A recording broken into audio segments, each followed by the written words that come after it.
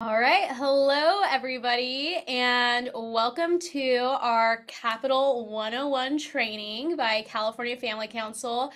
I am Sophia Laurie, and I am the Outreach Director for California Family Council. You can see on the screen we have Penny Harrington here with us. She's a public policy analyst. We have Jonathan Keller, who's the President of California Family Council. Greg Burt, who's the Vice President of California Family Council, and then former State Senator Melissa Melendez will be joining us at the end to share a little about her story about being a senator, as well as to be here for the Q&A. And so during the webinar, you guys will be able to type questions in, ask questions throughout it. We will respond to all the questions and do that at the end of the session. We're going to do that around 8 p.m. 8 to 8:30 will be time for our Q&A.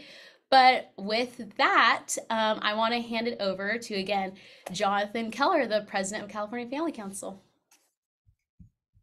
Well, hey, everybody. Thank you so much for joining us all today. I know it is a Thursday evening, and many of you have lots going on in your own lives, and it's a busy season. It's hard to believe, but we are only 5 weeks away from Thanksgiving. I don't want to freak you out, but that is 5 weeks from today. So the holiday season is rapidly approaching, but we did want to just pause during this busy season and give a little bit of a recap on everything that's happened this year in California with our legislative session, and let you know that even though we're not expecting new bills to be introduced till January, there are things that you can do right now to start to prepare. You can begin to equip yourself, equip your friends, your family, your church members, and you can learn how to make an impact in the future. So if you will join me as I go before the Lord in prayer, we greatly love having you with us. Father God, I just thank you so much for each and every person who's here on the webinar with us. I thank you for the fact that they have decided to take time out of their busy schedule. They're joining us here at California Family Council, and they want to make a difference for you and for your kingdom. Sorry, everybody. We just thank you so much I'm sorry, guys. I have 2 little kids at home, and I've been fighting a little bit of a battle with a cold from them the last couple of days. During our entire practice webinar, I had no speaking problems. So that's how it goes. Father God, I just thank you, even in the middle of some coughs and some technical issues. I just thank you for the fact that we are here because we love this state of California. We're grateful for the opportunities you've given us to stand for truth. At California Family Council, God, our mission is advancing your design for life, family, and liberty through California's church, capital, and culture. And I thank you, even in the middle of difficulties and frustrations, I thank you for men and women up and down the state that are committed to doing your will, to helping hold our legislators accountable, and to advancing principles that defend life, family, and liberty. So I pray you would bless all the hearers of the webinar today, be with them, guide them, direct them, and just give us all wisdom and grace as we're seeking to serve you and follow you in all that we do. And we ask this all in the name of our Lord and Savior, Jesus Christ. Amen. Amen. So, Sophia, because I apparently can't speak right now, I might kick it back to you for just a minute to let you introduce Penny Harrington and then move forward. Yes. So Penny Harrington, if any of you guys were at our gala earlier this year in Sacramento, you would know that she received our Volunteer of the Year award. We honestly would not be able to do what we do here at California Family Council without Penny. And you guys are going to see an amazing PowerPoint from her. She's going to go through just how a bill becomes a law and kind of how the Capitol works here. And so you guys are going to learn so much from her. And so, Penny, we are so grateful to have you on the call, and I'm excited to hear what you have to share. Well, thank you, Sophia. I appreciate that. And we will go on a little tour of how a bill becomes law right now. So we're going to go ahead with that. And you might also call this a little bit how sausage is made, but it is a process that we can all be involved in.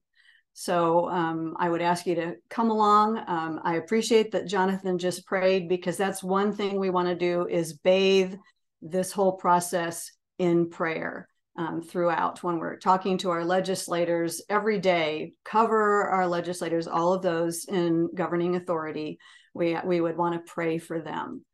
And so in the California legislature, it's a bicameral government and legislature, and we have 40 senators and 80 assembly members. As you can see, there is a clear supermajority in each house, a Democrat supermajority, and that means with more than a 2/3 vote, they are able to do things like have state tax increases with a 2/3 vote, and vote in urgency measures, bills that take effect right away when they have that sort of super majority. So you can see that elections have consequences. So one of the most important things for us to know is who represents us. This is a website where you can go, you put your address in and find out who your assembly member is and who your state senator is. Real quick, Penny, could you Yes. try re-sharing your screen? I'm sorry. Oh, good.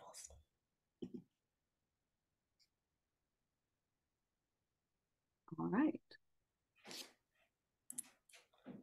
Perfect. There we go. Are we there? I'm so sorry. All good. There we go. I was showing here. I will back up for you all. Again, we're going to go through the legislative process. There are the numbers of the assembly members and state senators in California. And again, who represents you is very important. I would encourage you to write down the telephone numbers and the web addresses for your legislators so that when you need to, you're able to contact them right away. So we're going to look at this process. Here's a graphic of how a bill becomes law. And since we have two houses, the bills go through both houses, the same process in each. So that's what we're going to go through right now, one by one, step by step. First of all, a bill has to start somewhere. And it starts with an idea. That idea can be proposed by the lawmaker, his or herself, or it could be proposed by a constituent. That's you. You might have an idea of something that would be really important for your district or for the state, and you could take it to your assembly member or state senator and say, hey, maybe this is a good idea for a bill that you can propose. Or an organization. Oftentimes, nonprofits and other organizations will sponsor legislation. We often see Planned Parenthood or NARAL California or Equality California, perhaps a DA's office, a union, other groups who will sponsor legislation. So that's where the ideas come from. Once a bill is drafted by the author, that will be sent over to Legislative Council, where they actually do the details of drafting the bill. It'll get assigned a bill number, SB for Senate bill, AB for Assembly bill, and that number will go along with, it will follow the bill through both houses. It doesn't change when it gets to the second house. The author will formally introduce the bill on the floor, and it will have its first reading. And for transparency's sake, 30 days must pass before its first hearing. During that time, it will go to the Rules Committee. The Rules Committee will determine what policy committee or committees it will go to, also what fiscal committee, if it needs to go to a fiscal committee, that will also be assigned as well. When it gets to the policy committee, behind the scenes, the supporters and opponents of the bill are going to be strategizing. They're going to try to determine who we're going to have to testify, how we're going to get the word out to our constituents. CFC does that, how to get the word out. And then it's also a time for organizations and individuals to turn in letters of opposition and support. When you see that yellow arrow, it means this is a time for you to share your views. You can make phone calls, you can send in letters, and Greg is going to go into this in much more detail, what you can do. CFC has a great way of getting you engaged. Letters should be submitted 1 week prior to the hearing date, so you need to stay on your toes. Those letters will often be go through the portal and Greg will talk about this some more too. This is the address for the portal. You'll set up one time a registration, and that's good on and on. So you can do that from one session to the next once you're signed in and you have your email and password. Then you'll be submitting your letter through this position letter portal, either from the portal itself or from the website of the committee that you're going to be submitting the letter through. You'll just upload it directly through the portal, and then everyone on the committee is going to be able to see what you have to say about this, or your organization, or your business. At the committee hearing, testimony will be taken from both sides. It's limited to 2 speakers on each side at 3 minutes each. So it runs pretty quickly. And then there are Me Too's. Well, that's you. It will first go to people who are in the audience in the committee hearing itself. They'll come up to a microphone, state their name, the organization, and whether they support or oppose the bill. And in the Senate side, you can also call in. On a couple of the assembly committees, you can call in as well. This practice started during COVID, and the assembly kind of pulled that back this year. We don't know exactly what's going to happen next year, but it's a great opportunity for you to call in and participate in the process yourself. Once that's over, it'll come back to discussion through the committee members, and they may ask some additional questions of the witnesses who are testifying. You can also, here is the link to where you can listen to the hearing. And again, here is the Senate Standing Committee on Education. You'll see a toll-free number there and an access code where you can call in. Those are some of the details. Greg will go through that as well. At the end of the committee hearing, the bill will either pass, it will fail, or if the author wants to bring it back, he or she will ask for reconsideration, which is voted on and generally is approved. If the bill passes, it will move to a second policy committee if there is one. If it's a fiscal bill, it'll go to the Appropriations Committee. If there's neither of those, it will go directly to the floor. Fiscal Committee or Appropriations Committee hearings are required if there's state funding for the bill. That committee will either pass the bill to the floor, it may hold it under submission, which kills the bill, basically, or it may put it in a suspense file pending further review in the budget. And then later in the process, there will be another hearing of just the suspense file to see what happens with those bills once they determine how much money we have or don't have in the state of California. As the floor vote comes up, you'll see that a bill is on second reading. Great time to share your views with your very own senator or assembly member and request support or opposition. So you're going to want to be having those numbers handy. Call them for that floor vote. And when it's on a third reading, that means there's going to be discussion on the floor and a roll call vote. If the bill passes on the floor, the bill will move to its second house. If it fails, the bill dies. In some cases, when an author may pull a bill back and withdraw it for later consideration, we're right now in the first year of a 2-year session. They may place the bill in the inactive file and bring it back. If a bill is in January is still alive in its second year, if it's still in its house of origin, it has until January 31st to pass the house of origin. It's a shorter fuse, but it still has some time in the second year of the 2-year session. After that, it's dead. And throughout this process, there are deadlines. The last day, as I just mentioned, next year for bills to pass out of their house of origin is January 31st. All bills for 2024, and there's generally 2,000 Senate bills in a 2-year session over the period of 2 years, and 3,000 assembly bills in a 2-year session. So it's a busy process with a lot going on. Those bills for 2024, which would be about half that amount, need to be introduced by February 16th. You can see the policy committee deadlines for fiscal and non-fiscal bills. Bills have to be out of their house of origin by May 24th. And then they come back, and there's a summer recess in July, basically the month of July, as bills are in their second house. And then August 31st is the last day for bills to pass their second House, after which they move to the governor if they're still alive. Other procedures that we might talk about tonight are throughout the process. A bill might be amended by its author. There may be suggestions by a committee to get it through committee generally, that the bill would be amended in order to proceed. Sometimes a bill will author will kind of sacrifice a bill if there's something really important that someone else, another legislator, or they want to make sure gets in the process. And that's what we call a gut and amend. And that's when we're watching these bills, we go, oh no, did you guys see that?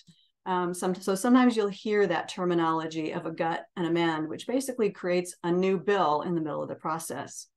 And again, I mentioned 2-year bills before. We're in the first year of a 2-year session. So some bills are going to be carried over to next year and then intermingled with all the other ones. So the numbers kind of increase in the second year. So if a bill has survived its first House, then it's going to go through the same thing, rinse and repeat, in the second House. In the second House, same process. Policy Committee, share your views there. Fiscal Committee, you can share your views there, but they're only going to look at a bill from its fiscal standpoint, whether it makes sense money-wise. And then, of course, a floor vote after the Fiscal Committee. The bill passes its second House and it was amended, it's going to need to go back to its first House for a concurrence vote. And I know I'm going really fast through this, but you're going to have an opportunity to ask questions and we'll be able to answer those later on. In the second House, if a bill is passed, it's enrolled and goes to the governor. You may know we just got through this process. October 14th was the last day for the governor to act on bills that were sent to him. If a bill fails its second House, it's dead. And again, it could be placed on the inactive file by an author the first year of a 2-year session and be able to come back. Once the governor receives a bill, he has 12 days to decide on it, except for the last 2 weeks of the session. If the bill goes to him during that period, he has 30 days to either sign the bill, veto the bill, or allow the bill to become law without his signature. We've seen Governor Newsom take action on just about every bill. I can't think of any that he hasn't taken action on, at least the ones that we have been tracking. And this is an opportunity for you to share your views with the governor. On his website, he has a contact page. You can select the bill number and then leave a comment. You can cut and paste a letter into the webmail that he has, or you can call his office. You may put his number on your phone too. It's always handy to have in case you have something to tell Governor Newsom. The final step then is enrollment and chaptering of the bill. Most laws will take effect on January 1st, unless it's an urgency measure. I mentioned that before. An urgency measure has to pass with a 2/3 vote of both houses, and it takes effect immediately when it's signed by the governor. These are important websites that I think you're going to want to keep handy. The Assembly website, the Senate, the governor's website, where you can find information on all legislation, and the legislative portal. So I'm going to leave this up for you for a couple of minutes and jot those down. We're also going to have this information for you later on.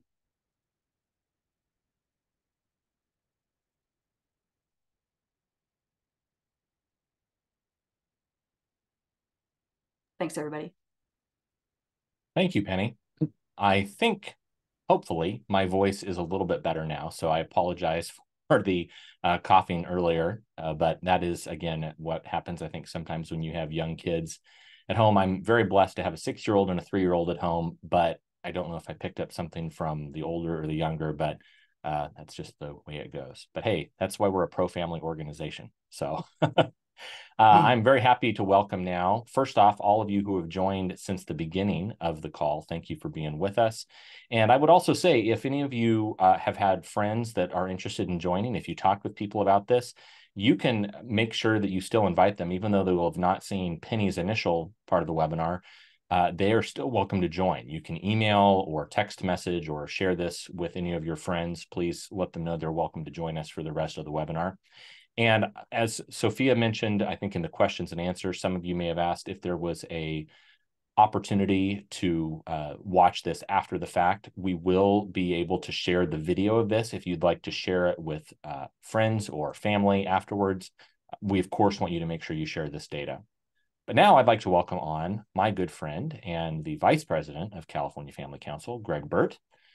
Greg leads our charge here in the Sacramento area. I know you can't quite tell because it's on Zoom, but all three of us, Sophia, Greg, and I, are all actually here in Sacramento today. We're working out of our Capitol office, which is, I would say it's a block away. It's not even a block away. It's directly across the street from the Capitol. We are on the north side of L Street. The Capitol is on the south side of L Street, and we are grateful to be here with this wonderful outpost in Sacramento. So, Greg, I'm going to let you take it away and lead the next portion of the webinar. So thanks for being with us. Great. Thanks, Jonathan. And Penny, you did a great job. I'm just going to go into some more details about how to practically reach out to your legislators. Going to go through some of our website information on the californiafamily.org website. We got some great information about how you can contact your own legislators. We have a watch list listing all the legislation that we're particularly watching. We got blogs, we got newsletters. We also have a podcast. So that's what I'm going to go through in the next 15 minutes. So hold your seats. I'm going to actually share my screen so you can see exactly what I'm talking about here. Hopefully you all can see that. The first thing I wanted to show you, I'm going to explain how to actually submit a letter. As a bill goes. Greg, could you try resharing that again? All right. There we go. Thank you. Can you see it now? Yes. All right, great. So as a bill starts going through the legislative process, it's going through different hearings, and as it approaches each of the policy committee hearings, you can submit a letter of support or opposition to a bill. So here's a sample letter that I put together. It was a particular bill in the Senate, SB 729. As you notice, I addressed the letter to the actual senator who introduced the bill.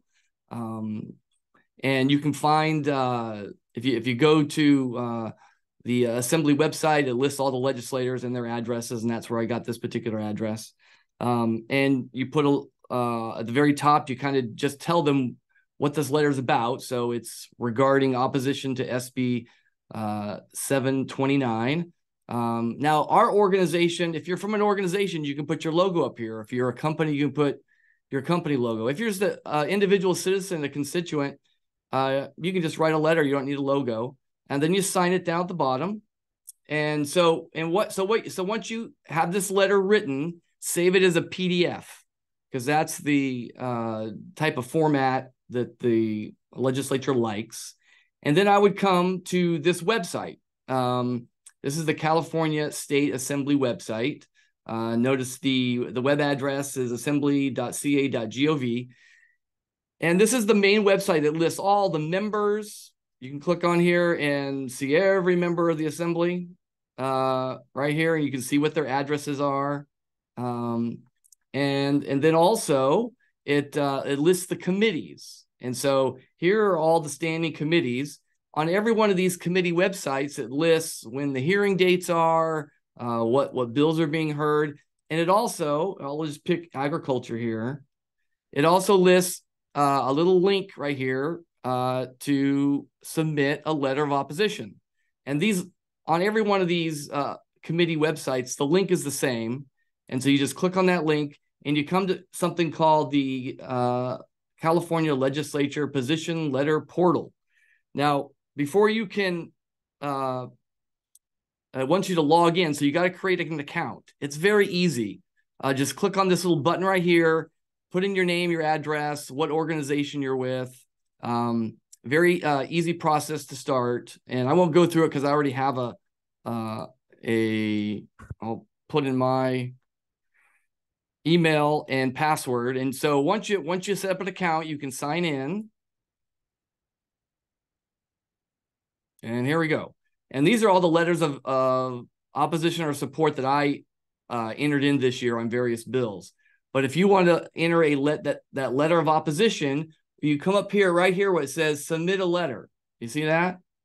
You click on that, and the next screen comes up, and it's asking you what bill do you want to submit a letter for. And so the one we are looking at is SB, and you click on this little link, and you come down, make sure you put SB on there, and then you type in the number, right? And just keep it here at regular.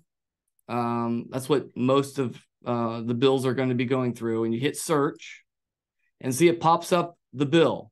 Now this bill is still in the system because it's now a 2-year bill. This bill did not make it out of the Assembly Appropriations Committee, right? So you can still submit a letter. So, and so you hit the next button here. And then here's where you decide whether you're going to submit the letter for yourself, like I could submit just for myself, or for the California Family Council. So I'm California Family Council, so I would click on there, and there you have, it'll tell you where the bill is at the moment. It's in appropriations. And so at this point, it says select the file. So I've saved it on so you click that, and then the next screen here is you have to say whether you are supporting the bill, opposing the bill. It also asks if you support the bill if it's amended, or oppose the bill unless amended. So there's various options. And so since I'm in opposition to this bill, I just type in opposition letter for SB 729. And then now I have to pick the actual document, which I've saved on my hard drive. So I choose the file. It's this top one right here.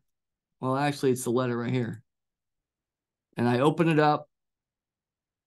I hit the review button. Oh, and it says I didn't pick a stance, so I forgot to pick oppose. All right. And then it asks me to review. And it lists everything I just did. And then to submit the letter, I just hit this button. And it's that easy. And you might think, why do it this way? Well, if you submit a letter through this portal, it instantly, all the folks, not only the author and the staff have access to that, but the Republican staff have access to that letter as well. And if you come over to the California Legislative Information Portal, this is where we find all of the information about various bills. And so I pulled up this particular bill that we're talking about, SB 729. And if you click on the bill analysis right here, right, that's the bill analysis. And these are all the bill, as the bill goes through the various committees, the committee puts together an analysis of the bill. This is what most of the staff and legislators read. They don't typically go through the entire bill. They actually want to go through what the analysis is. And so you would I just click on one of these, and I have one already popped up here. And this was just an analysis of that particular bill as it went through the Assembly Health Committee. And then at the very end of the report, it lists all those people who sent in letters through the portal for or against the bill. So this is what a legislator will look at really quickly. You know, if he doesn't have time and has got this bill, they want to know who's for it, who's against it. And they'll come to the analysis, and they'll take a quick peek and see if anybody they know, any organization that they're familiar with, is opposed or supportive. Now, all of these names are organizations, but if you entered in a letter as an individual, it would list how many individual letters there were.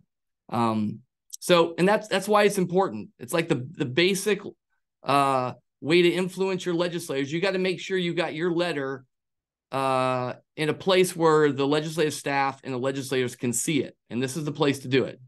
All right. Now we're going to move on to just looking at our website. This is the California Family Council website. It's californiafamily.org. And as Johnson said, our goal here is to advancing God's design for life, family, and liberty. And the first thing I wanted to show you is our Action Center. And if you scroll down to the bottom here, you will see our Action Center. Now, I know it's when you hear about thousands of bills being introduced, you're going to get overwhelmed, right?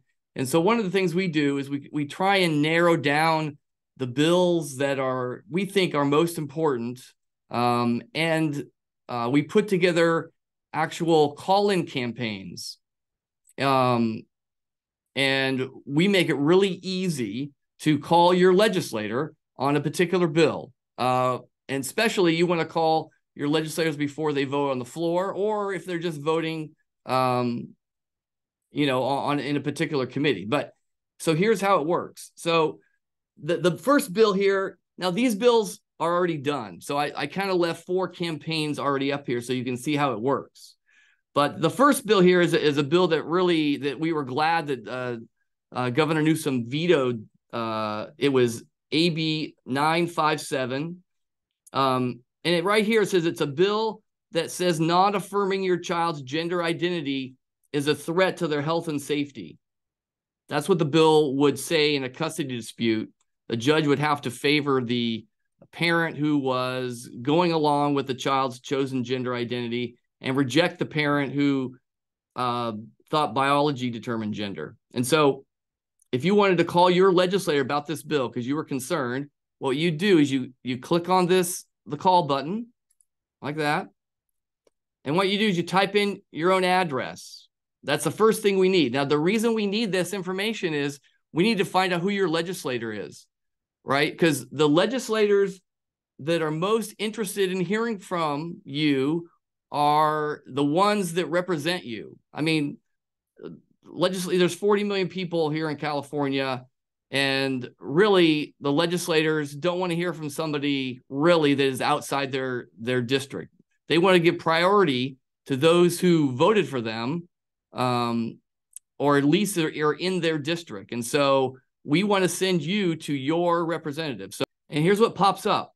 This is an explanation of the bill, so you're well informed of what the bill does. I actually, in this particular bill, I included a letter from one of the attorney organizations we work with, Pacific Justice Institute, explaining the implications of this bill. So I want to make sure you're fully educated, but also right here, we give you a script. We tell you like 3 main things you could tell your legislator about this bill, why they should oppose it. And we also explain what's going to happen when you click this button down here. See this button? See, my state senator is Senator Ashby in the Sacramento area and covers Elk Grove. And so when I hit that button, I'm going to have the opportunity to talk to the office. And clicking this button, actually, what happens is when I click that button, my phone is going to start ringing. And when I answer the phone, I'm going to pick it up, and the phone is ringing. It's already making a phone call. What we have done is we have called you, but then we have called the office. So you don't have to even worry about it. We have called it's typically their capital office, and they get calls all the time. So don't think that you're doing anything unusual. And when you call up, we tell you what you can say. If a staff member answers, we'd politely say that you are asking Senator Ashby to vote no on AB 957 when it comes up for a vote. And then you can mention these particular reasons why you don't think she should vote for this particular bill. And if nobody answers, you just leave a message. And those phone calls make a difference. I used to work in legislative offices, and when we get lots of calls on one particular issue, it shuts the whole office down, and the legislator pays attention. Like, why can't we get any work done? Well, everybody's calling about this particular bill. So imagine 30 calls coming in one particular morning. That's a lot of staff time, and calls make a difference. So never think your opinion doesn't make a difference. So that's how that works. So let me go back because I also want to talk to you about, so that's our action. Little T here. That's our action center. All right. We also have a bigger list of bills that we're following. At the very top of our website, we have a watch list. See right here? Now this watch list lists all the bills at the end of the session that we were watching. We had 24. At the beginning of the session, we were, around 60 out of the 1,000. So we narrowed it down. Thanks to Penny, who really did help us. She's checking these bills every day. So we both try and go through all the bills as they're introduced and see which ones would affect the things that we're concerned about. So right here, you see the name of the bill. Like here's one, AB 5. It's called the Safe and Supportive Schools Act. Our stance is we are opposing this one. This bill had to do with sexual orientation, gender identity. Right here under sponsor list, it says who authored the bill. And then it gives like a little custom description that we put in there. So you can understand, what we think this bill does and why we're concerned about it. And right here, this is where future hearing dates will be. So you're wondering where a bill is in the process. Right here will list what hearing dates are coming up. This particular bill was approved by the governor, despite our opposition to it. And then this link here is really important. This is a bill text. If you want to read the entire text of the bill, just click on that link and look what happens. You get sent to the California Legislative Information website. This is the public website where you can get information about all kinds of information about each individual bill. So you can read the entire text of the bill right here, the votes, the history. You can see who voted for it, when, right? All the bill analysis that were done as the bill went through the process, whether it was amended or not. You can tell how many times the bill was amended. Look, see, it was introduced last year in December, and it was amended 1, 2, 3, 4. 4 times it was amended. And you can look at each of the versions. And this is a quick button here to look at the status. So that's a really important tool. So now, the session is over now, but prepare yourself for next year. Bills will start being introduced starting in December, and they'll really rev up in January and February. And we will be putting the bills of concern or the bills that we like on this list so you can start tracking them and keeping aware. So if you ever hear about a bill and want to know details, and I suggest you come to our website. We are trying to put up accurate information on all this stuff so you get the details and you have the right information, because the worst thing to do is start putting out information that isn't based on fact. So besides, let's see, let's go back here. So besides that, other resources on our website, we are constantly at least 3 stories a week. We are writing stories about the bills. You can always search in our search bar up here, right here, for particular bills you're interested in. You can always browse through here. We put these bills, the stories we're doing by date. And so we're constantly writing stories. So, and we also have an email list, which you can sign up right here. Click on the sign up button, and on a weekly basis, I'll send out a report about the bills of interest and concern that you should be concerned about. And on top of that, we actually do a podcast. Where's our podcast here? Oh, here, very top. Podcasts. And Sophia and I do a podcast every week, every 2 weeks, called Coffee, Culture, and the Capitol, where we talk about the latest bills. We'll include some clips of hearings, videos of stuff happening around the Capitol. So it's also on our YouTube channel, which is right here. This is our YouTube channel. So here's our last podcast, you can see, where we talked about the bills. And then we also have Instagram, an Instagram page where Sophia's constantly putting up the latest information about what we're up to. and we have a Facebook page. So there's plenty of ways to stay in touch with legislation. Consider us a resource this coming year. And the more organized we are, the quicker we respond. Silence is a message to the legislature that we don't really care about the legislation they're introducing. So a lot of concerning legislation that's being introduced every year. This body has a huge influence on the culture here in California. We must speak up what we like and what we don't like. Legislators respond if we do it in mass. So I talked a lot. I'm sure they might have questions afterwards, but I think it's all I have for right now. And I will unshare. Great. Thank you, Greg. And as Greg was saying, there's a lot of information there. We're grateful to be able to continue providing that for you. I also see there are some people that are typing questions into the Q&A section. If you have those, please continue typing those in, and we will answer those throughout the time. We're also going to have a time for some live Q&A at the very end. So if you have additional questions, please type them in now, and we will either answer them in chat or we will go over them for the sake of everybody. I know we have some people that are dialing in via phone. So if you're able to, please try logging into the webinar website and we'll be able to add those. Next, I would like to welcome up a good friend of California Family Council. And we mentioned Penny is the recipient of our Volunteer of the Year, former Assembly member and then former Senator Melissa Melendez is our Legislator Emeritus of the Year. And we were so grateful to have her joining us at our gala back in March up in Sacramento. She also spoke at our March for Life on the steps of the Capitol.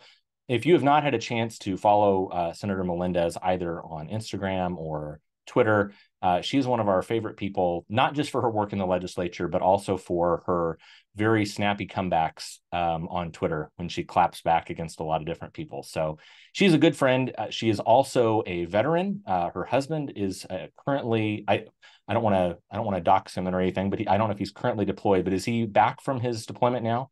Not yet. Mm-hmm. Okay. Well, thank him, please, for his service. And you also have one, your oldest son is in the Navy as well? That's right. Mm-hmm.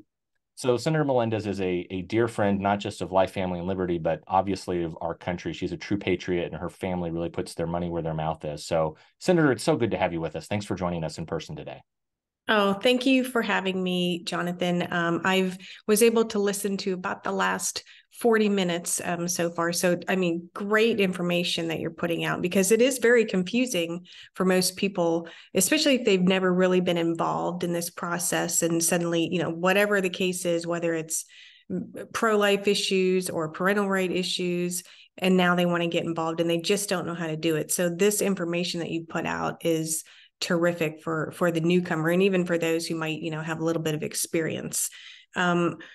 So Sophia asked me to talk a little bit about my experience in the legislature, and I was trying to think of, okay, how can I make the best use of everyone's time? I want to touch on a few things that you all spoke about, though. And Penny, thank you for doing such a great job of explaining this process to everyone. That was really terrific.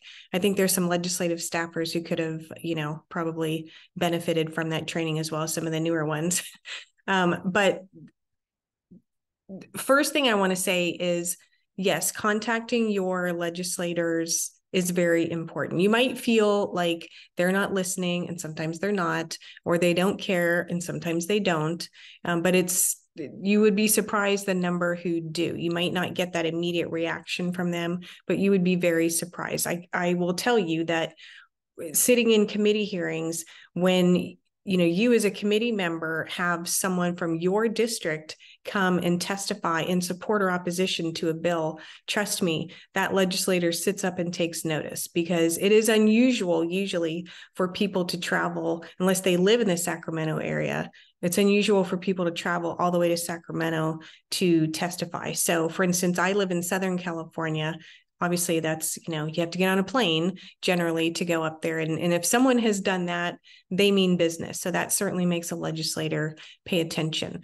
The other thing is when you are calling your legislator's office, so you call the Capitol office to say, I want Senator Melendez to vote no on AB 123.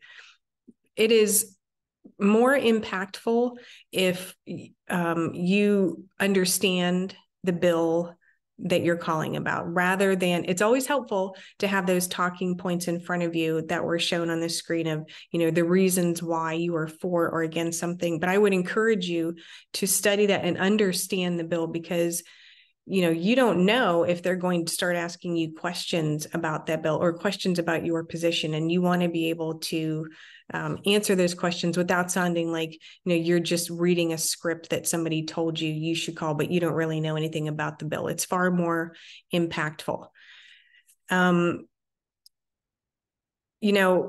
Emailing, calling, both are very, very good. If you can find your legislator on social media, I would encourage you to do that as well. You can always tag them, or if they've commented about a particular bill, you can comment on there. A lot of times there are legislators who don't manage their own, say, Twitter account.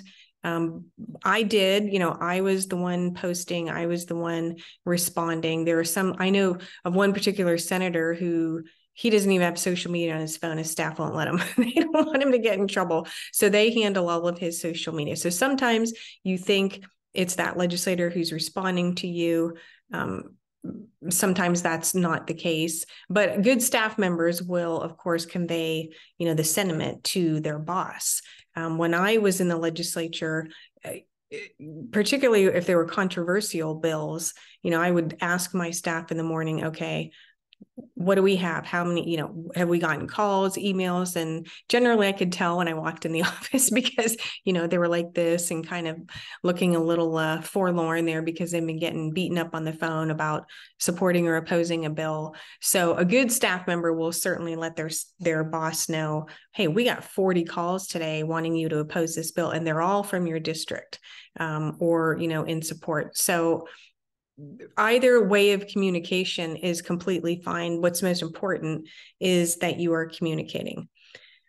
Now, I will say that I have been in committee here. I've been in some really interesting committee hearings. I will tell you that. Boy, the stories I could tell you. I've been in committee hearings where I've watched union members stand at the back of the committee hearing room and nod yes or no to the members on the committee as far as how they're supposed to vote, like the mob. I have seen committee hearings where the chairman of the committee had one of the Republican members' microphone physically removed. Like he walked over, unscrewed it, and took it away. The chairman just did not want that person speaking or felt he was going over his time. I have seen some crazy things up there, but I will tell you that it is, for me anyway, it was always very exciting. It was, there was a buzz about when you walk toward a committee hearing room and you see a line of people waiting to testify. And sometimes, I'd be a little depressed that it wasn't my committee that they were doing that, because I like hearing from people. It is unusual. Usually we just hear from lobbyists and other special interest groups. And so when you see actual, constituents, just normal people coming forward to say what they need to say, I love that about our form of government. And so, and it really is impactful. And there's a camaraderie, in the hallway there, and every now and then a little skirmish, a little arguing breaks out. But for the most part, it's pretty civilized. But I remember when the bill there's two I remember very distinctly. One was the bill that makes a whole string of vaccines mandatory for all students in California. I want to say that was back in, I think, 2015. And I mean, there were... gosh, I don't even know how many people came to testify. I mean, there were hundreds of people, and that committee hearing lasted hours. I mean, it went late into the night, but everybody had their chance to be heard. That was pre-COVID. then COVID hit, and after COVID, when we sort of started to get back to normal, they found ways to limit testimony. So they would say, oh, well, we're only going to do 20 minutes of testimony, and that's opposition and support, because they would contract with AT&T for the phone lines for people to call in, and they would pay for, X amount of time. And then they would make excuses like, well, we have to get out of here because another committee is coming in after us, just all kinds of nonsense to really keep people from being able to testify. And, is it hard to sit in a committee hearing for 6-7 hours? Yeah. I mean, I think anybody would agree that can be, a little draining, but that's the job of a legislator. And that's not every day. It's occasionally you have to sit through a really long hearing, and like it or not, that's our job to do that. Well, what they figured out how to do was to limit that, so they weren't having to sit through 6 or 7 hour committee hearings, which, to me is cowardly. You should hear what everybody has to say, especially if they took the time to travel there to, give their support or opposition. But, hopefully they're getting away from doing that. I just, I know that there are a lot of tricks that are played, and I will just tell you that your voice really is the most important thing. Your why legislators are in office in the first place. They had to be elected by you. And whether you voted for them or not, they are your representative, and you have a right to be heard by them. And I would encourage you to not let the antics frustrate you. I would encourage you to continue to be engaged. I realize not everybody can go to Sacramento and testify. And I realize that whole phone line system, I've heard more people saying, they got kicked out of the queue. They couldn't hear them. And I witnessed it myself. So I know that's frustrating, but don't give up, and really try to get the people who are aligned with your way of thinking. See if you can get them to weigh in and call too, because even though some of these bills, for instance, some of the parental rights bills, okay, well, we have people whose kids are grown, now have grandkids, or maybe they don't have any kids at all, and they're thinking, well, I don't really have a dog in this fight because my kids are out of school. That's the wrong way to look at it, because as I tell people, okay, maybe your kids are grown, maybe it doesn't affect you, but whatever they're doing in these schools, whatever they're teaching students, those students are eventually going to graduate from high school and go out into the workforce, and they're going to become doctors or nurses or judges or lawyers or teachers, or, in some way, shape, or form, their ideology is going to have an effect probably on your life. So don't think that because you may not have a child in school, or you're not having babies anymore, that your opinion isn't relevant, because it is. And it takes a lot of people to persuade legislators to vote a certain way. And I'm not suggesting that just because hundreds of people show up to the Capitol in opposition to a bill, that the committee members go, oh, well, clearly people don't like this, so we'll vote no.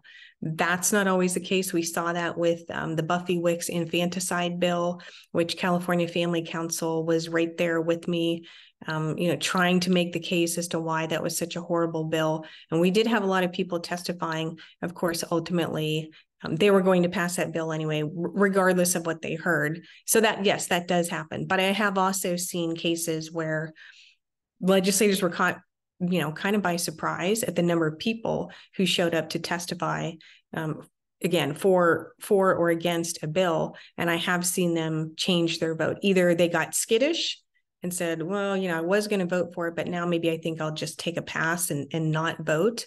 Or they've come out right and opposed it because of the people, who showed up. So it does have an impact. It doesn't work every time. I'm not going to lie. It doesn't work every time, but it does work. So I would encourage you to keep doing that. I think that's about, I don't know. I mean, I could tell stories for hours, but we don't have time for that. So I know Sophia wanted to do, and Jonathan, you wanted to do some Q&A. So I don't know if people have questions for me or others, but I'm happy to stay on. And if anyone has a question for me, be happy to answer that. Sophia, I'll let you take that because Senator, I don't know if you heard at the very beginning, but I've been fighting. I've got a bit of a cold from Yeah. passed along to me by either my 3-year-old or my 6-year-old. So I'll let Sophia be on screen with you for a few minutes and then come in to close out at the end. Perfect. Well, thank you so much, Senator Melendez, for all you had to share. I know people really enjoy the opportunity to hear from people, whether you're currently in the legislature or have been, and just hear your experiences. So that's really important for everyone on the call to hear.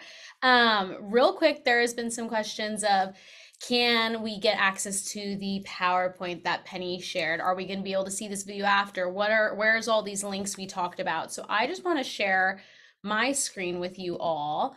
Are you all able to see that QR code now? Is that up there? All right, so that QR code, go ahead and scan it, and you will be able to get the link to Penny's PowerPoint presentation. You'll get the link to all of our social media, to our website, and basically all the links that we shared today. You'll get a link to see our upcoming gala in Orange County, so if any of you want to attend that, and we'll touch on that in a little bit. But I'll leave that QR code up for a little bit so you guys can start scanning that. And so the way we're going to do Q&A, some of you guys have already figured it out, which is great. There is the Q&A section to type in your questions. So I'm going to really quickly go through the questions that have already been answered back by the panelists via typing it, just so you guys can all hear that. And then we'll go through the questions that are still open. I know there's a couple of questions for Senator Melendez. I think there's some towards Penny, so we'll kind of go through that. So I'll just read out the questions, and then either Penny, Jonathan, Greg, Senator Melendez, any of you can feel free to answer. But again, I'll go through the already answered ones. So someone wanted to know if we partner with Family Protection Ministries, and yes, we do. They're a great organization, and we work with them as often as we can. A couple of people, again, were just asking for a copy of the presentation, scan that QR code, and you'll be able to get that. Someone said, if we provide our contact information, so they're talking about when you sign up for our newsletter, will that subject us to unsolicited emails, campaign mailers, etc.? Can we opt out of that? And Greg put a great response. He said, if you provide your email to us, we will sign you up for a weekly e-newsletter, and you might get an occasional mailing, but only from us. We don't give that information away to anyone else, and you can always unsubscribe to any emails you get. A couple people asked for our website again, so that is californiafamily.org, or again, scan that QR code that is up on the screen. You'll get the links to everything we have. And then someone said, how do we get rid of bills and or legislation that has been signed into law? Senator Melendez, I saw that you kind of touched on that on the answer, so do you want to maybe explain that to those on the call? Yes, I was busy typing away. Can you repeat the question for me? Sorry. Yes, all good. How do we get rid of bills and or legislation that has been signed into law? So once it's been signed into law, then, it's a tougher row to hoe, that's for sure. But you can do a citizen ballot initiative. Of course, that costs money. You have to get the proper number of signatures. It is dependent upon the last gubernatorial election as to how many signatures you must get. It's a percentage of those who voted in that last election. You have to do it within a certain time frame. And you have to factor in the fact that some people will sign anything. You can have somebody here from, I don't know, Utah, and you see them at Target and yeah, sure, I'll sign it, so you have to get those signatures verified and account for the fact that some of them are going to be tossed out because they're not registered voters in California. And so it's time intensive, it's labor intensive, it can be financially intensive, but it can be done. It just takes a lot of organization, but it can be done.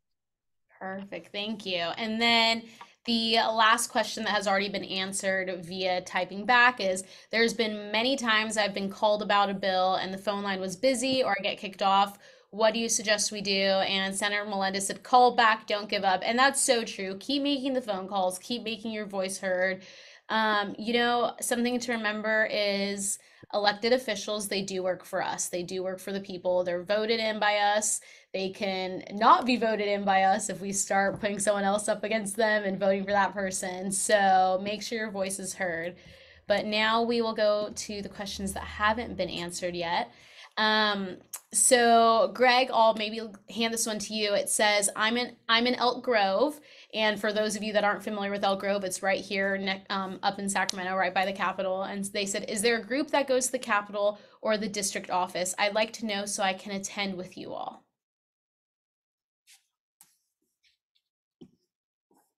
From Elk Grove, you know, there's all kinds of parental rights groups out there. I know that Moms for Liberty, there's Mom's Army, there's various groups that you can get involved with, even your local Republican women's group, and so you just got to see which ones are active in Elk Grove. I don't know if there's any one particular group that's just from Elk Grove, but there's all kinds of organizations out there that are coming up. A lot of moms groups. Moms are the heroes, really. They show up at school board meetings, they show up at the Capitol all the time, and they're passionate. So find a group and join one, or if you can't find one, just come up and find where we are, and you can come with us. So great. And yeah, just to add to that, we have a March for Life we host here at the Capitol, April 22nd, 2024. So put that date on your calendar. We'll be pushing more information out about that, as well as back in August, we host a Parents' Right Lobby Day. So we do host lobby days and put out information on how to lobby bills here at the Capitol. The one in August, we probably had about 1,000 people here lobbying at the Capitol. We go through and we train you all. So that's where it's important to sign up for our newsletter and follow along on our social media so you can be informed when we're doing that. And then Senator Melendez, were you adding something in on that? I was just going to say that for people who are looking for groups in their area, you know, one thing you can do is you can get on Facebook and go in that, you know, in the search bar and just you type in Elk Grove. See, you know, you're going to find what groups are in that area, and you might find one that's, you know, I don't know, Elk Grove for parental rights, or, you know, just for ease of the conversation here. But that is another way that you can find some groups in your local area. Perfect. And then, oh yes, go ahead, Jonathan. Well, no, I was going to wait till we go on to the next question, but I would say if you are subscribed to our newsletter, or if you're watching us on social media, whenever there are big hearings, we really try to post those action alerts and let people know when you can come up. And obviously, we love it if you can let us know so we can kind of help coordinate. But pretty much you can always feel comfortable coming up to a hearing. You will almost never be alone if it is for one of these large hearings.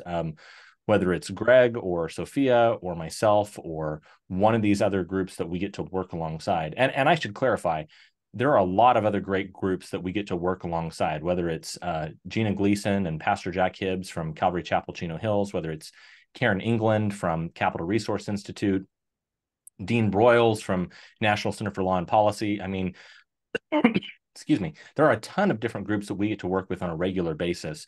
And we obviously welcome anybody to come up and participate in that. Even if you don't have a large group, if it's one of you or two of you, just come up and start to roll up your sleeves and get your hands dirty.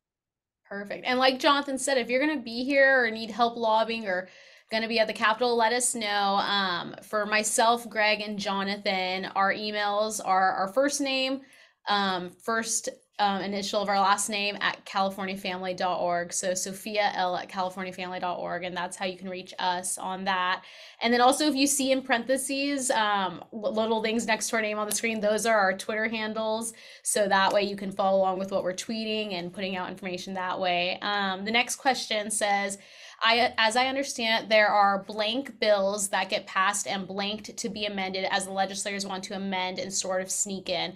How can we combat this practice? And so this is talking about gut and amend bills. Maybe or spot bills. Spot bills, yes. Maybe Penny, if you want to touch on that, and then Senator Melendez, if you have any input on that as well. Yes, quite often a spot bill will just be kind of a placeholder while the author is waiting to get all of the language put together. Those generally will turn into a bill after a period of time, but they just need to get the bill number and get in the queue for the process. About blank bills that are just held, we see more gut and amends than. There aren't a lot of legislators who want to waste the bills that they have in their package, but I'll let the senator answer that if there's a bill bank.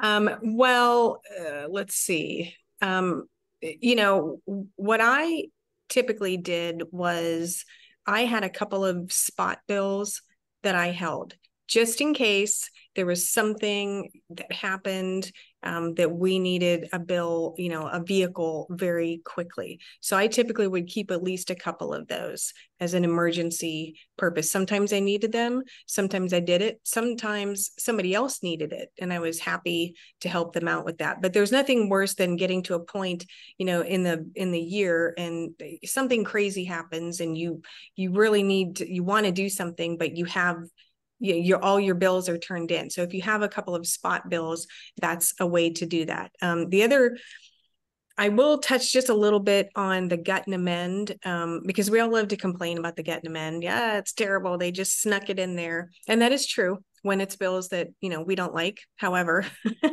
I've used a gut and amend in my day once or twice for something where we got, kind of shanked on the one side of the house and we wanted to keep a bill moving. And so we said, okay, we'll pop it into this, bill on the other side to keep things rolling and keep the pressure on. So there are times when it does kind of, come in handy. It's just, of course, we don't like it when it's, something we don't like, but that's the truth.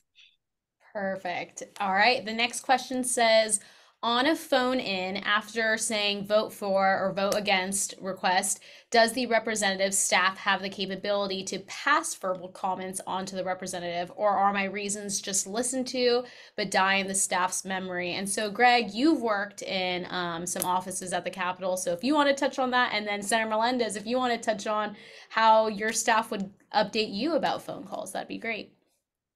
It's really up to the individual legislator. Some legislators would sit their staff down and love to hear, okay, what's happening? What kind of calls am I getting? And then other legislators, you're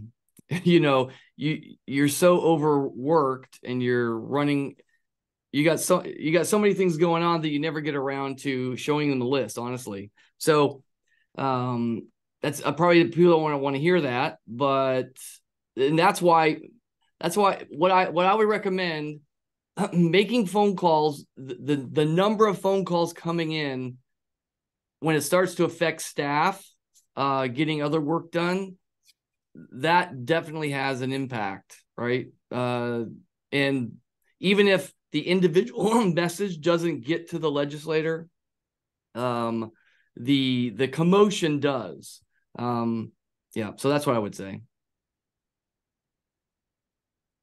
I will tell you that, yes, staff most certainly has the ability to pass on to their boss what people are saying. And that's whether, the legislator sitting in the committee hearing room, the legislator sitting on the Assembly or Senate floor, they absolutely can, send a text, send an email, come down to the floor and call them aside. That's not obviously for, every comment that comes in, but if it's kind of a sticky situation, they're really trying to watch. Sometimes though, it's helpful when someone calls in, say with a particular personal story.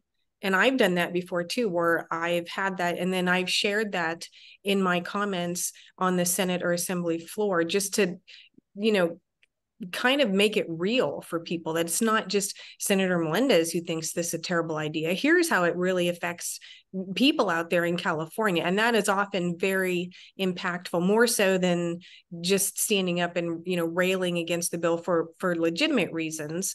But, it's when you add the personal element into it, that just makes a huge difference. Perfect. All right. The next question says, living and working in mostly conservative Placer County, my wife and I were encouraged to meet a conservative young family from Texas move into our neighborhood. When so often we recently see the opposite effect of conservative Californians pulling up stakes and moving to other largely conservative states. Are there any ideas how we might encourage more conservative voters to the state, or how else we might tip the balance in California legislators back into knowingly reasonable Christian values legislation. Jonathan, if you are feeling good enough to maybe take an answer on this one, we'd love to hear from you. If not, I'm sure Penny, you would have some great advice about fighting for Christian values legislation and encouraging people in California. I will do my best to try to stop coughing throughout this whole thing. But yeah, I would say that I've seen some similar things to this. I was down in Yucaipa a couple of weeks ago speaking for a pregnancy care center that was launching down there. And I was encouraged to hear, I don't know if it was Texas, but it was either Tennessee or Arizona, but it was the same thing. You had someone moving from a very red state, a conservative state, and moving back to California. So I think that it is hard. I think every family has to make that decision depending on what your time frame is of where you're at in your career and where you're at with your kids and family. But I would just say that it's kind of a joke that I make to my friends around the country when we talk with other legislators around the country, or when I talk with my friends who live in other deep blue states who, when they hear that I'm from California, if I'm at a conference or something, the two things that I most often hear are, I say I'm from California, and they either say, well, why? Why haven't you moved yet? Or they'll say, oh, I'm so sorry. You know, it's like they think that I'm, I've got the plague or something, that I'm from California. But I would just kind of remind people, for a lot of us, if we're followers of Jesus, we do not think anything of it, or I think we think it's very heroic and admirable when we see missionaries that go and say, I'm going to go take my wife, take my children, take my whole family, and we're going to go and move to Africa. We're going to go move to the Middle East or to Asia. We're going to go be a missionary in China, or in somewhere in Egypt or Nigeria, or somewhere in South America.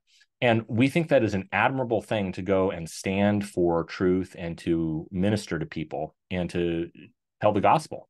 And I actually think that there's a corollary to that. If we think it's a good thing to go and move to those other states, move to those other countries, just think of California as your own personal mission field.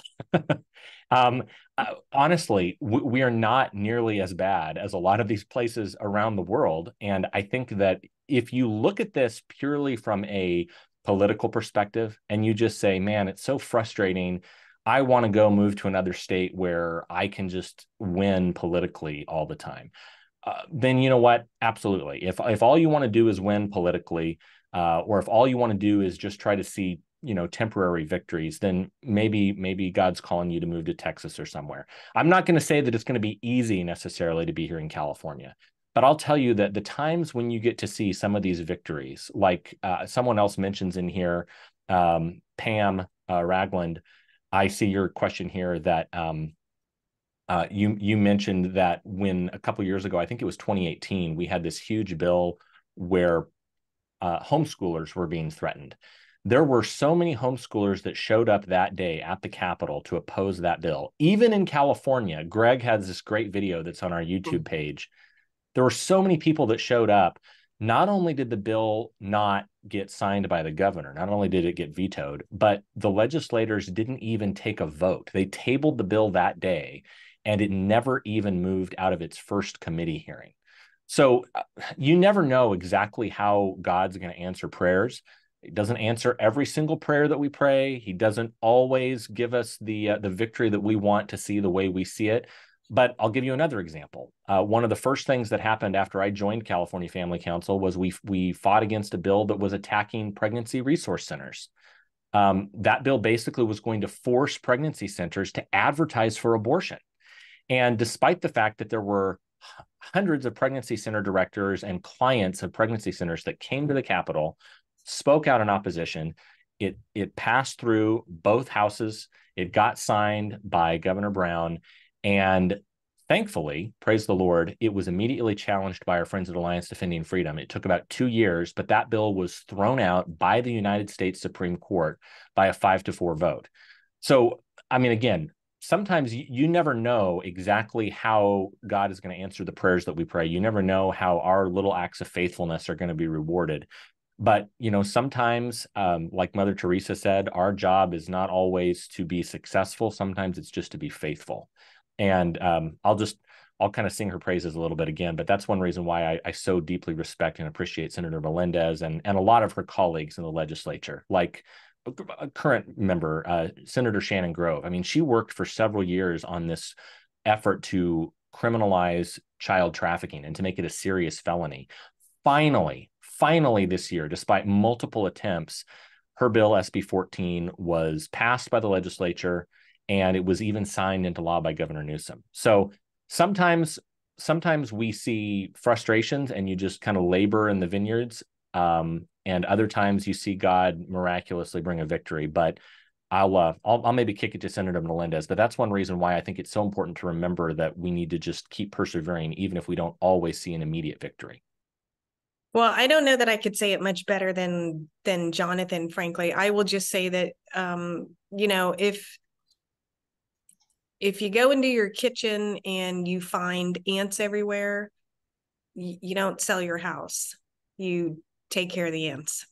Okay. So that's all I'll say about packing your bags and moving out of California. Some people just can't take it anymore and they say, I'm out of here. And then others just decide that, they're going to squash the ants every day. So that's what I'm doing. I would just add a bit to that with regard to elections and tipping the balance. If we don't get engaged, if we don't register and vote, nothing will ever change. And there are way too many Christians who are not registered to vote or who just don't bother. It's not going to make a difference, they'll say. And all too many pastors who don't encourage voter registration and voting at election time. Next year's a really big year. Encourage your pastor, encourage folks at your church who maybe have some sort of a biblical citizenship or salt and light committee to get a registration table out and encourage people to take part in the process. Perfect. All right. The next question, Penny, you touched a little bit on this in your PowerPoint, so I'll let you answer this one real quick. It says, is there a way to Zoom into meetings when you don't live close, or do you have to show up in person? I know you touched about when you can watch the hearings and all of that. I did. You can watch all the hearings. However, it depends on the particular committee whether you can actually participate. This year, most of the Senate hearings, you've been able to call in and actually state your name, where you live, and what your position is. However, the Assembly only does that for a couple of committees. So it's just going to depend on that particular committee and the hearing process. But you can definitely watch or listen to all the hearings and all the floor sessions. There's a live stream link on the websites for the Assembly and the Senate. And if you click on that, something's coming up. There will be a link for you to jump in and watch the proceedings. Perfect. Greg, I'll throw this one over to you. It just says, I hate to sound cynical, but with the one-party rule in Sacramento, is it safe to assume that no matter what contacts we make, the Democrats will do whatever they choose to advance their agenda? Well, no. You should not assume that. That's what they hope. Listen, the sad thing is that you think about it, most people don't even know who their state legislators are, right? And that is the way the legislature likes it, right? The majority party wants everybody to just vote based on what they've been doing for years. I'm a Democrat, I'm going to vote for a Democrat, and not really pay attention to what individual legislators do. So imagine what would happen if that changed, right? And so, folks, you got to call in. You got to think, hey, I'm doing my part, right? And if everybody had the same attitude, nothing's going to work. Well, that's a self-fulfilling prophecy, right? No, why vote? Why get involved? The world's going to pot, and well, that's not the attitude you want to have. God didn't put you on this planet to have that kind of attitude. You're there to be salt and light and to influence the culture for good and for God. So that means you got to speak up I mean, if you want to learn how to be more effective, yeah, that's the better question to ask. How can I be the most effective I can possibly be with my voice? That's the question to ask, not throw up your hands and it's no use, because we've been active up here a long time. Sometimes we actually see victories when we've been told failure is coming. We were fighting one particular bill and we were told, sorry, but the Republicans said, this is a, you're going to lose, don't you? That this is going to pass no matter what you do. That's what we were told. And at the very last minute, the author, after he got the bill all the way through the legislature, because of all the pressure he received, he decided not to continue with the bill and he pulled it. Okay, so anyway, that's how I'd answer. Great. And Senator Melendez, did you want to add something into that? Well, the one thing I will add, Sophia, is that if your legislator is not hosting town halls, you need to ask them why and ask them to start holding town halls, because that's your opportunity to ask them directly about some of these policies and where they stand on them. I mean, that's your only one-on-one with them. When I was in the legislature, I did a town hall every single month, sometimes twice a month for 10 years. And I mean, everybody came to my town halls, Democrats, Independents, Republicans, and it was civilized. We never had to, well, no, that's not true. One time we had to have somebody removed, but he was really off the rails and he wasn't even from my district. But anyway, most times, there's no scuffles that break out. It gets a little heated sometimes, particularly when we were talking about certain, issues, but it was, people disagree. That's fine, but it gives you an opportunity to hear directly from your representatives. And I know that a lot of legislators don't like to do town halls. In fact, I had a conversation with one of my Democrat colleagues, and I was mentioning I had a town hall that evening, and I asked him, do you host town halls? And he said, no. And, why would I do that? And I said, why not? And he said, well, it's too risky. I go in there and, there's some that think I'm not far enough to the left. And then I have the people on the right who think I'm too far to the left. And it's just, it's a mess. So he just didn't engage with his constituents. Now, he probably also didn't have his constituents demanding that he holds town halls. And so that's what I'm suggesting, is that you organize as a group and start saying, hey, you know what? We deserve some time with you. You can't spend all of your time in Sacramento listening to lobbyists. We are the ones who put you in office, and we want some time with you as well. At least as much time as the special interest groups are taking out of your day. We want the same amount of time. Give us, once a month for a couple of hours so we can ask our questions. So that's what I would encourage you to do. I just want to say one thing on that too, just in closing, and it kind of plays into some of the other questions that we're getting here. Someone had asked, what about that? Well, they noted the fact, Pam Ragland noted, we blocked things this year even, which is true. Mariah said the veto of AB 7957 was miraculous. Yeah, it's absolutely true. You never know. There were 5 bills this year that Gavin Newsom vetoed that we at California Family Council had been tracking all year long, and we were really concerned about some of the worst bills we were worried about, and he miraculously vetoed them. But one thing I'll just say in kind of closing that ties all that together, there was a pastor that I heard a couple of years ago that had this great line named Trip Lee, and I think it applies so much to what we do here in California. And he said, look, imagine if you hired a contractor to come work on your house, and he walked in and he goes, oh my gosh, man, this is a disaster. Okay, I'm out of here. And he'd say, well, wait a minute. No, this is your job. This is what you're supposed to do. This is why I hired you.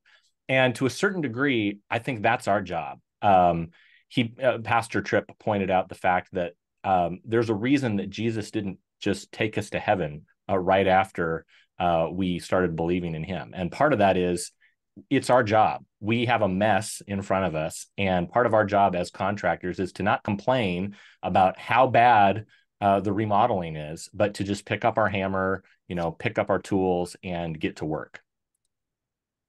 Great. Thank you so much, Jonathan. We also have a question about 2,000 bills coming up, how to review all these. I understand you had some quick ways. Yes, I'll give this a glib answer, and then I'll kick it to Penny. The answer is you get a Penny Harrington to volunteer to work with you. Because the rest of us, there's no way that we can keep up with 2,000 bills. But Penny is seriously like this bill reviewing machine. Like Greg and I will wake up in the mornings and check our phones, and like I'm barely even out of bed, and Penny has a detailed email to us with all the bills that she's been tracking overnight. Sometimes she's up till midnight looking at, oh, they just posted this. Oh, there's amendments here. Oh, this happened. So I'll let Penny answer that, but she really is. That's the reason why she was our volunteer of the year this year. So I don't stay up until midnight. I am an early to bed, early to rise kind of gal. But I would just say that it's just something that I have done for a long period of time. It's just kind of in my DNA to do this. I was with a public policy organization for about 15 years regarding legislation in Sacramento, and I had a team actually who helped me do that. And so it's not something that an individual could just jump in and do. You can look at bills as they're introduced. It's on the legislature's website that we've already shared, but that's where groups like CFC come in, and they have the website with the watch list. They're going to be able to catch life, faith, and family bills. If you're interested in other issue areas, maybe Second Amendment or something, find an organization that focuses on that at the Capitol, and then follow them and see what they will provide. It just depends on the subject matter of the bill. There may be other organizations you also want to get in touch with, but that's what CFC and the watch list is there for. Great. And we have about 5 minutes left, so we'll just run through these last couple questions. And again, just to add on with what Penny was saying right there, we really want to make this process as easy as possible for you guys to understand what these bills mean, know what bills are coming down, how to call, and what to do. So keep visiting californiafamily.org, follow us on our social media, sign up for our newsletter. We understand you guys are busy, you have your kids, you have your jobs, you have lives, and so we're here to make this as easy as possible for you. I see we have a question. Can I bring up the QR code again? Yes, I will reshare that as we keep going through some of the questions. So there you guys have the QR code again. You can scan this to get all the information and the links and things we talked about tonight. We have a question that says, is there a California Family Council chapter in Los Angeles area? So California Family Council, we're across the state. It's not like there's a bunch of different chapters. There's one of us, we're one California Family Council, and we are fighting for life, family, and liberty across the state of California. So with that, we have, as Jonathan mentioned earlier, our main office up here in Sacramento, but we travel up and down the state, whether you need us to speak at your church, speak at an event, you're having a gala, things like that. We are more than happy to travel up and down the state and to inform you and your community, whether you need us to come speak on a Zoom call or anything like that. So we work statewide, whether it's down in San Diego or up in as Northern California as you can get. That's kind of what we do. And then there's a question that says, where are the town halls held, and who do we contact to start organizing them? So that, as Senator Melendez touched on, that is actually through your legislators. So again, on that QR code, if you scanned it, you're able to find who your legislator is. Go to californiafamily.org, you'll be able to find who your legislators are, and that's when you reach out to their office. When you see who they are, we provide you their contact information. So reach out to their office, say, hey, I am a constituent of so-and-so, and I would love if they hosted town hall so we can learn from them in our community. And that's how to get this process started. We have another question about the letter shown earlier in the presentation. Will it be made available? So Greg, this is about your letter of opposition. If we can make something available to all those on, we can get that. We'll send that out in a follow-up email. We'll send you an example of an opposition letter. Ingrid, you said, thank you for this informative session. And having webinars. So we are planning to continue to have more webinars. So we will send out more information on that just to keep you all informed. It's probably going to turn into a monthly thing. We're figuring out all the background and stuff on that right now, but we do plan on having some more. And then I just want to add, I'll let everyone give like a little quick closing statement, but before I do, I just want to add, Again, we are so grateful for you all. We're here to make this process easy for you all, but we need you to also use your voices, call your legislators, share this video once we put it out with people, share it with your friends, get people to know how the legislative process works, as well as, again, as I mentioned earlier, how we are up and down the state. We have our 20th anniversary gala coming up in Orange County on November 30th. And so let me share that with you all.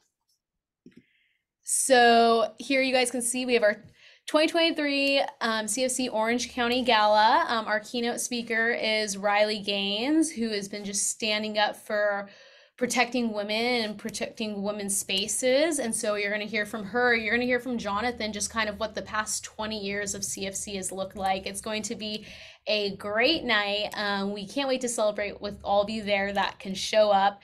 So this link was also in the QR code that you all scanned, so you can get your tickets. It's going to be black tie optional, so it's going to be a fun night, a night to get all dressed up, and a night to connect with like-minded individuals across the state of California. So we hope to see you there on Thursday, November 30th. And then I'll let everyone that's on here right now, if you guys just want to give a final little statement, or if you want to share with everyone the best way to contact you or find more information about you or follow you on social media, whatever each of you want to share. I'll kick it off. Yeah. I would just encourage everyone to just be involved. Follow CFC, what they're doing, and encourage others. I mean, if you have friends who weren't on this tonight, share it with them and share it with people at your church in particular, and maybe get a group together who will work together to make a difference. And if you want to contact me, I'll give you my email address. It's a little afraid to do that. Might get a lot of emails, but it's penny.harrington@cox.net, penny.harrington@cox.net. Great. Thank you, Penny. And Sarah Melendez, I'll hand it over to you. Sure. Thank you, Sophia. I just want to thank everybody for joining on here and, learning about the process and how you can be more effective. I am currently the state executive director for the America First Policy Institute here in California. So if you want to go to our website, we have, similar alignment with California Family Council as far as, our Biblical Foundations project and these other issues. And you can go to americafirstpolicy.com, find us on there. But, most importantly, I just will point out that you must know that it's very easy to complain about things. It's very hard to find people who will, not get discouraged, but get organized, like California Family Council has, and they're really making it easy for everyone. So I feel very blessed to be their friends, and for knowing them and trying to help them with what they're doing and take advantage of the opportunities that, they're presenting you, because they are very worthwhile, and it is the Lord's work. I will tell you that. Thank you for having me. Well, thank you so much, Senator Melendez, for being on, and we truly appreciate you and everything you've done and everything you are doing. And Greg, I will kick it off to you. Hey, yeah, I just would, I know it could seem overwhelming with all that's happening in California. And I would just encourage you to start small. Like, do you know who your local representatives are? Who is your assembly member? And who is your senator? Do you know who they are? Do you know their names? Do you know that they have offices in your community? I used to work in a district office for a member. And so I know that our job was to kind of listen to the community and communicate that to our member. And it was surprising that a lot of, especially people of faith, hardly ever showed up in our office, hardly ever called us, hardly ever reached out to us. It's not that we weren't interested. It's just that it just didn't happen. And so I would encourage you to find out where those offices are and go and visit. Find out who their district director is, get to know the staff. And their legislators there every Friday, typically, because they're not up here in Sacramento. They go home, and they're in the district office. So I just encourage you to do that, and start small and say, hey, I'm just going to take responsibility for my own representative. So and see how you can have an influence on that person. So I would start there. And so if you would like to get a contact with me, you see my Twitter. You can direct message me on my Twitter account there. My email address is Greg, Greg, the letter B as in boy, and then at californiafamily.org. Feel free to email me with questions. If you're ever up at the Capitol, let me know and give you a tour of our office, and maybe we can walk to a committee together. So. Great. Thank you so much, Greg. And Jonathan, I will kick it off to you to wrap up the call. Okay. Well, again, thanks everybody for being here. I appreciate so much all my fellow panelists here. Thank you also who are watching for putting up with my weird laryngitis. I promise you, literally, like the 30-minute pre-call that we had before we kicked off at 7, I didn't cough one time. I was fine. So that's just, I guess, the nature of the game. But really, thank you so much for being here. We appreciate your prayers and your support standing with us. It's encouraging to join so many of you. We had hundreds of people, I think, that had logged on at least one point throughout the night. And we are grateful to have so many folks around the state that are fighting for life, family, and liberty. I would just encourage you that you are not alone. Just on our email list alone, on a regular basis, we send out emails to over 50,000 people all across the state of California. And there are tens of thousands of people that follow CFC on Facebook and on Twitter and Instagram. And a lot of times, I think in California, it is easy to get discouraged or to think that you're the only person that's fighting this battle. Let me just give you one small factoid that will probably blow your minds if you're still with us. In the state of California, even despite the fact that we're an overwhelmingly blue state, just by sheer nature of how big the state is, there were more people here in California who voted for President Trump in 2020 than there were people who voted for President Trump in 2020 in Texas. Let me say that again. More Californians voted for Trump in terms of pure numbers in California. More Californians voted for President Trump in 2020 than voted for him in Texas. 6 million plus conservative people. Now, do we all agree on every single issue? No, probably not. But there are a lot more of us than the media would like you to believe. And I think that's why we're seeing such a groundswell of support at the local level, groundswells of people coming out to school board meetings and those types of things. There's a lot of people that believe in life, family, and liberty. And at California Family Council, our goal is to be your voice and to equip you with the tools and resources you need to make a difference. So if you believe in what we're doing, please go to our website, californiafamily.org. And I will reiterate Sophia's invitation. Come join us if you're in Southern California. Come join us for our gala. And I know I mentioned it's 5 weeks until Thanksgiving. It is only a few weeks after that till the end of the year. So if you're looking to make a generous year-end tax-deductible gift, we would very much appreciate that at California Family Council as well. So we endeavor to make everything we do as free as possible. We want to make it easy, and we really appreciate your support in standing with us, whether it's financially or through your prayers. But God bless you all, and we look forward to seeing you on the next one of these webinars.